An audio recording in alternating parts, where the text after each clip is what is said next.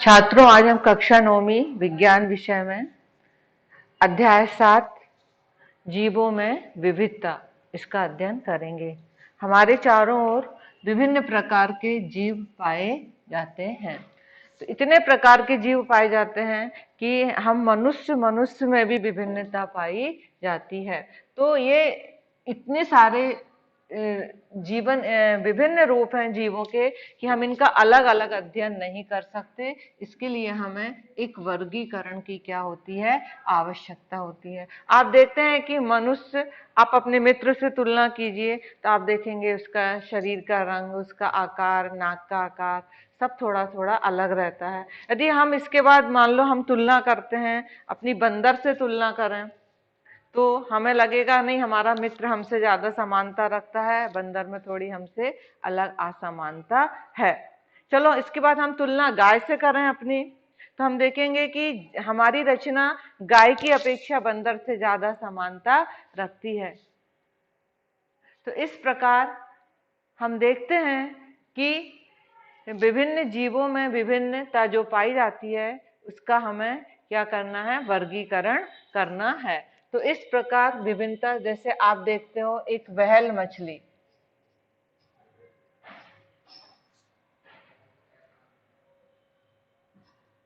एक व्हेल मछली के बारे में पढ़ सकते हो, एक आप चिड़िया के बारे में पढ़ सकते हो। आ गया समझ में? तो इस प्रकार वर्गीकरण किया गया और वर्गीकरण बहुत से वैज्ञानिकों ने प्रयास किए। अरस्तु नामक वैज्ञानिक ने पहला वर्गीकरण अपने आवास के आधार पर किया। आवास मतलब रहने का स्थान।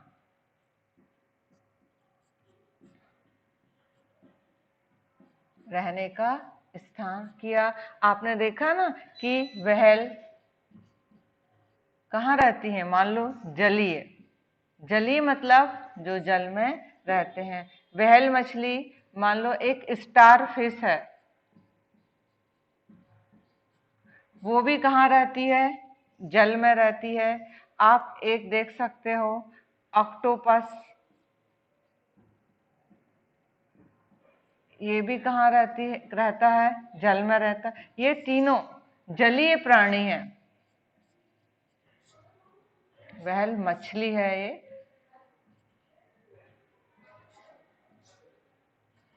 लेकिन हम इनको आवास के आधार पर माने तो ये जल में रहते हैं। लेकिन यदि इनकी शारीरिक संरचना देखें तो वो आपस में नहीं मिलती है। तो इस प्रकार हम आवास के आधार पर वर्गीकरण सभी जीवों के लिए नहीं कर सकते हैं। फिर कोशिका संरचना के आधार पर भी वर्गीकरण किया गया, और जो वर्तमान में प्रचलित है वो कोशिका संरचना के आधार पर ही है।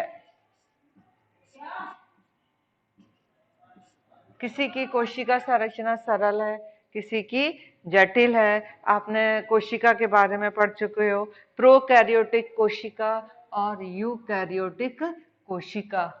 अब प्रोकैरियोटिक कोशिका क्या है? प्रोकैरियोटिक कोशिका वो है जिसमें कोशिका के सभी अंग अच्छी तरह से विकसित नहीं होते हैं।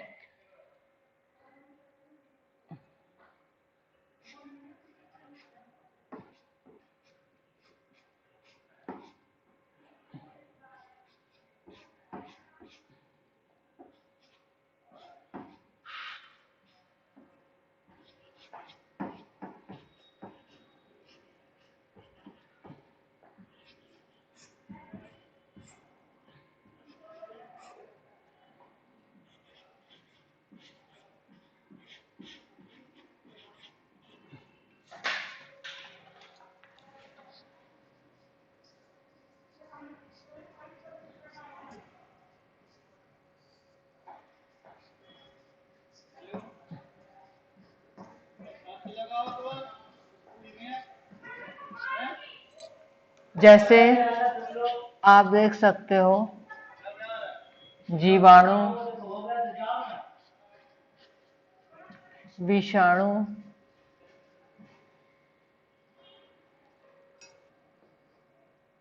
इन सब की विकसित नहीं होती है। और यूकैरियोटिक कोशिका, जिसमें कोशिका के सभी अंग अच्छी तरह विकसित होते हैं।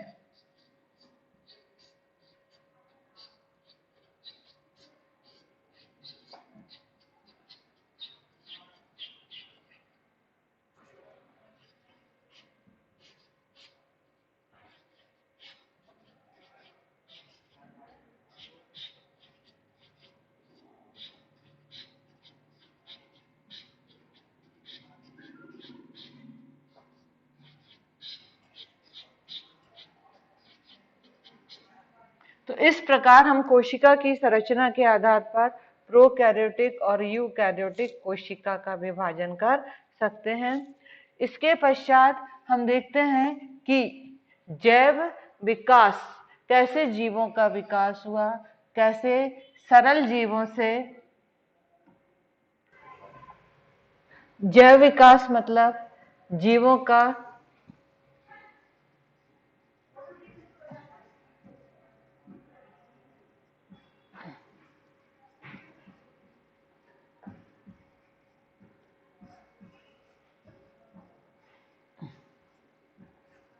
जीवों का क्रमिक विकास, किस प्रकार सरल जीवों से जटिल जीवों का निर्माण हुआ।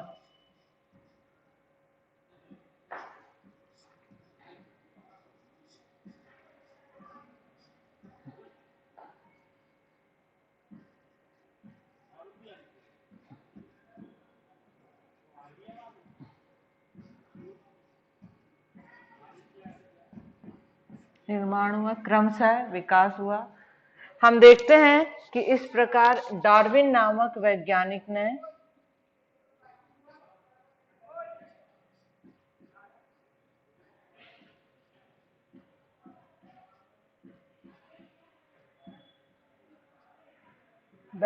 ने ये जैव विकास के बारे में बताया कि सरल रचना वाले जीवों से जटिल रचना वाले जीवों का निर्माण हुआ।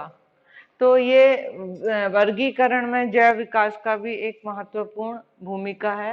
अब व्हिटेकर एक वैज्ञानिक थे, उन्होंने वर्गीकरण किया और वो भी कोशिका की संरचना के आधार पर। तो उसने 5 जगत में बांटा। पहला जगत है मोनोरा, दूसरा प्रोटिस्टा, तीसरा फंजाई, चौथा प्लांटी और 5वां एनिमेलिया। ये क्रम से हैं। जो मोनोरा जगत है जो सरल, उससे फिर प्रोटिस्टा, फिर फंजाई और फिर प्लांटी। तो इस प्रकार ये हम देखते हैं कि कोशिका के ये जो मोनोरा जगत है और ये प्रोटिस्टा जगत है, ये दोनों हैं एक कोशिकीय जीव। ये एक कोशिकीय है।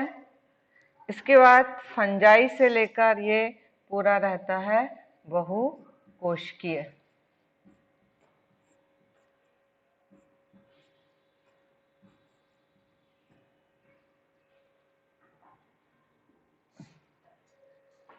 आप देखेंगे कि जीवधारी को प्रोकैरियोटिक और यूकैरियोटिक, प्रोकैरियोटिक में आते हैं जो कि मोनोरा जगत आएगा, जिसमें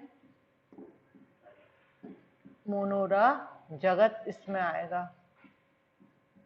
तो एक हो गया मोनोरा जगत, और ये भी कैसा है, एक कोशिकीय। ये एक कोशिकीय है। अब जो यूकैरियोटिक हैं, जिनमें सारे अंग अच्छी तरह से विकसित होते हैं, इसको हम 2 भागों में बांट सकते हैं, एक कोशिकी और बहुकोशिकी। तो एक कोशिकी में आएगा प्रोटिस्टा, ये पहला जगत हो गया। दूसरा जगत हो गया प्रोटिस्टा। अब जो बहुकोशिकी है उसमें हम 3 जगत बांट सकते हैं, कोशिका भित्ति सहित और कोशिका भित्ति रहित। आपने जंतु कोशिका और पादप कोशिका के बारे में पढ़ा है। कोशिका भित्ति पौधों में पाई जाती है और कोशिका भित्ति रहित मतलब कोशिका भित्ति जंतुओं में नहीं पाई जाती है। तो हमारा तीसरा जगत हो जाता है फंजाई जगत। फंजाई जगत में क्लोरोफिल नहीं पाया जाता है, इसलिए ये प्रकाश संश्लेषण की क्रिया नहीं करते। प्रकाश संश्लेषण का अर्थ है प्रकाश की उपस्थिति में भोजन बनाना। चौथा जगत है प्लांटी जगत, जो प्रकाश संश्लेषण करने में सक्षम है, यानी प्रकाश संश्लेषण की क्रिया होती है। और पांचवा हमारा जो जगत है वो है एनिमेलिया, उसमें सभी जंतु आते हैं। तो इस प्रकार वेहटकर नामक वैज्ञानिक ने 5 जगत वर्गीकरण किया। पहला मोनेरा, दूसरा प्रोटिस्टा, तीसरा फंजाई, चौथा प्लांटी जगत और पांचवा एनिमेलिया।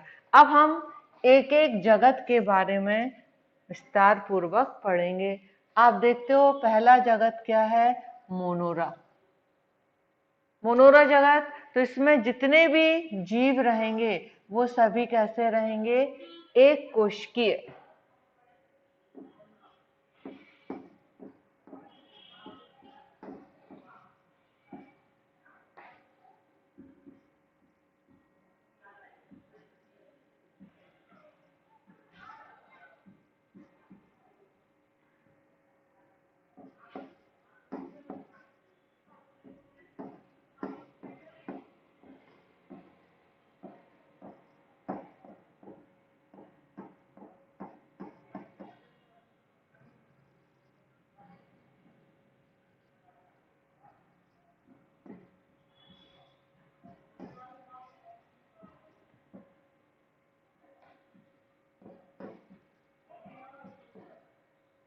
इसमें कुछ एक कोशिकीय जीव स्वयंपोषी भी होते हैं और कुछ विषमपोषी भी होते हैं। मतलब स्वपोषी, स्वपोषी मतलब जो अपना भोजन स्वयं बनाते हैं, और विषमपोषी मतलब जो अपने भोजन के लिए दूसरों पर निर्भर रहते हैं। तो स्वपोषी में एक इसका एक उदाहरण है नीली हरित शैवाल।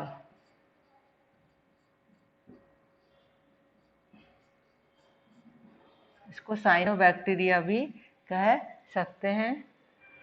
और विषमपोषी में कुछ जीवाणु होते हैं, सभी जीवाणु तो नहीं, कुछ जीवाणु होते हैं जो कि अपना भोजन स्वयं नहीं बनाते, तो ये दूसरों पर निर्भर रहते हैं। तो इस प्रकार हम देखते हैं कि ये पोषण के आधार पर इनको हम 2 भागों में बांट सकते हैं। आपको स्वपोषी की परिभाषा लिखना है और विषमपोषी की। ये आप देखिए मोनोरा जगत के एक यह है बैक्टीरिया। बैक्टीरिया मतलब जीवाणु। इनका देख रहे हो ना आप, केंद्रक में केंद्रक झिल्ली नहीं है, सारे अंग अच्छी तरह से विकसित नहीं हुए। एक और इसका उदाहरण है एनाबिना। ये इस प्रकार समूह में पाए जाते हैं, लेकिन शरीर एक कोशिकीय रहता है।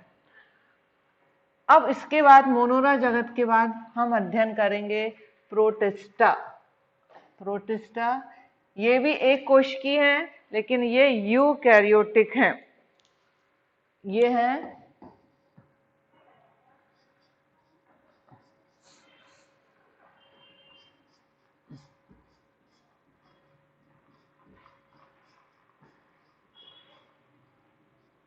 यूकैरियोटिक, मतलब इनकी मतलब कोशिका में सभी अंग अच्छी तरह से विकसित होते हैं।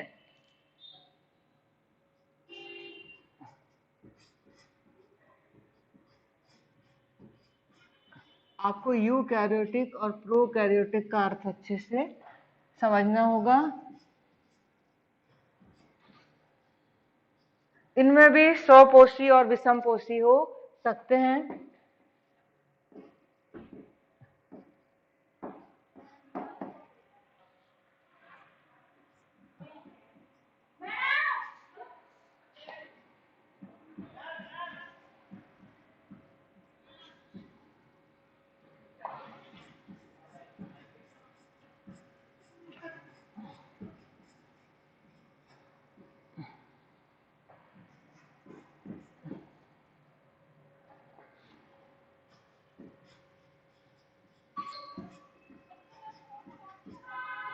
इसमें कुछ जीवों में चलन के लिए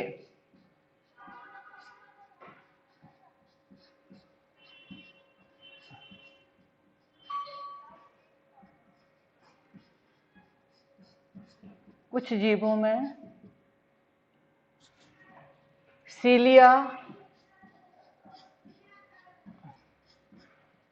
या फ्लैजिला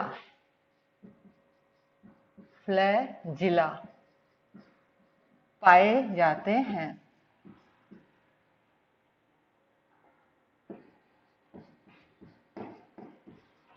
आप देखेंगे कि प्रोटिस्टा जगत के कुछ जीवों जैसे अमीबा बहुत अच्छा उदाहरण है। ये अमीबा एक कोशिकीय है और इसमें ये कूट पादाप बनाता है चलने के लिए। इसका आकार अनिश्चित होता है, कभी इसका आकार ऐसे गोल भी हो जाता है, कभी इसका आकार ये जिस दिशा में जाता है उस और कूट पाद मतलब झूठे पैर बनाता है। एक दूसरा है यूग्लिना, ये भी एक कोशिकीय है। इसमें चलन के लिए आप देख रहे हो ना, एक चाबुक जैसी रचना फ्लैजिला पाया जाता है और अंदर सारे कोशिकांग अच्छी तरह से विकसित होते हैं। इसका एक उदाहरण है पैरामीशियम, जिसका आकार स्लीपर के समान होता है। इसमें भी केंद्रा को सारे अंग पाए जाते हैं और चलने के लिए आप देख रहे हो ना, ये पूरे शरीर में पतले पतले बाल जैसे सीलिया पाए जाते हैं। ये इनकी मदद से वो पैरामीशियम एक स्थान से दूसरे स्थान पर गति करता है। तीसरा जगत है वो है फंजाई जगत। पहला आपने पढ़ा मोनेरा जो कि प्रोकैरियोटिक जीव थे। दूसरा आपने पढ़ा प्रोटिस्टा जगत, इसमें यूकैरियोटिक जीव हैं। तीसरा है फंजाई जगत, तो ये भी यूकैरियोटिक हैं। यूकैरियोटिक मतलब कि सभी अंग अच्छी तरह से पाए जाते हैं और ये विषमपोषी होते हैं, अपने भोजन के लिए दूसरों पर निर्भर करते हैं। कभी कभी तो ये मृत जीवों से, आपने देखा है कि जब कोई चीज सड़ती है तो आप मृत हो जाते हैं तो उनके शरीर का फफूंद लग जाती है, तो वो फफूंद ही वास्तव में फंजाई जगत में आने वाले जीव हैं। तो ये सड़े गले कार्बनिक पदार्थों से अपना भोजन लेते हैं, इसलिए हम इनको मृतोपजीवी कहते हैं। परजीवी भी होते हैं, मतलब शरीर के अंदर चले जाते हैं और जीव द्रव्य, हमारी कोशिका का जो जीव द्रव्य है उससे पूरा भोजन लेते हैं। इनके जो शरीर, इनमें जो कोशिका भित्ति होती है उसमें एक काइटन नाम का पदार्थ पाया जाता है। काइटन एक प्रकार की शर्करा है, जटिल शर्करा है। इसकी कोशिका भित्ति किससे बनी रहती है? काइटन से बनी रहती है।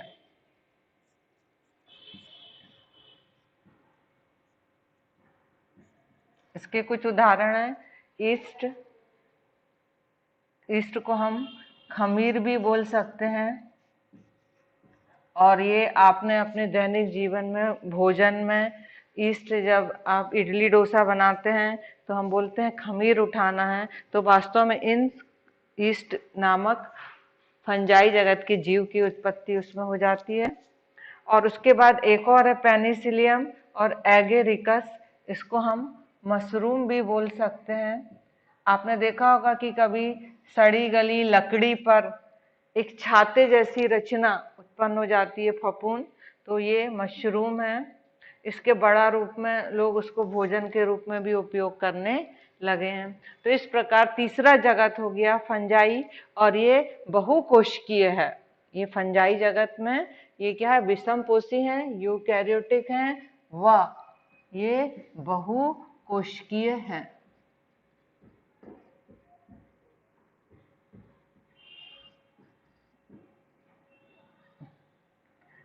तो 5 जगत हैं, हमने आज 3 जगत के बारे में पढ़ लिया। चौथा है प्लांटी जगत जो कि बहुत बड़ा है, और 5वां एनिमेलिया।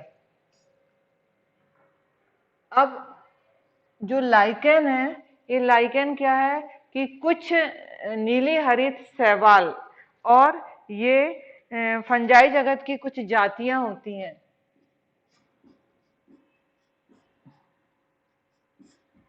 नीली हरित शैवाल जो कि आपने मोनोरा जगत में देखा था, इसको हम साइनोबैक्टीरिया भी बोलते हैं।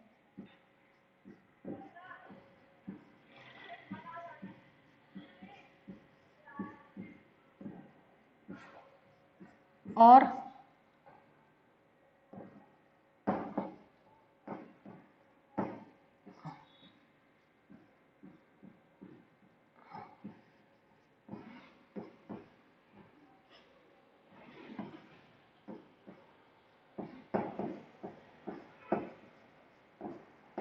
फंजाई जगत की कुछ जातियां,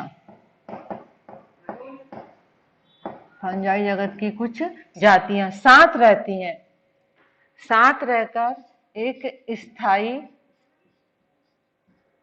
अंतर संबंध बनाती हैं,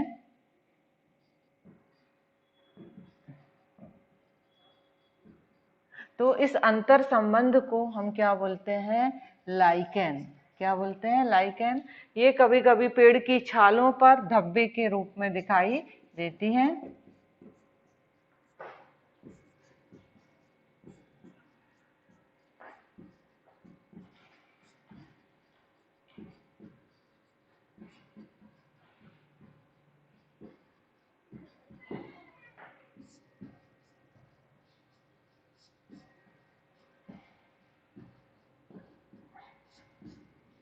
तो इसको हम क्या बोलते हैं? लाइकेन।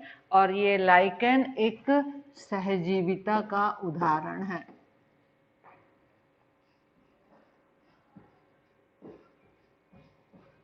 सहजीविता मतलब दो विभिन्न जातियों के जीव एक साथ रहते हैं और जिससे दोनों को फायदा होता है।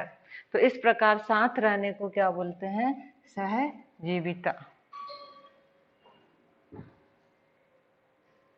अब ये इस पाठ के जो महत्वपूर्ण प्रश्न है, ये जगत के आपको लक्षण लिखना है, फंजाई और मोनोरा, और स्वपोषी और विषम पोषी किसे कहते हैं। धन्यवाद।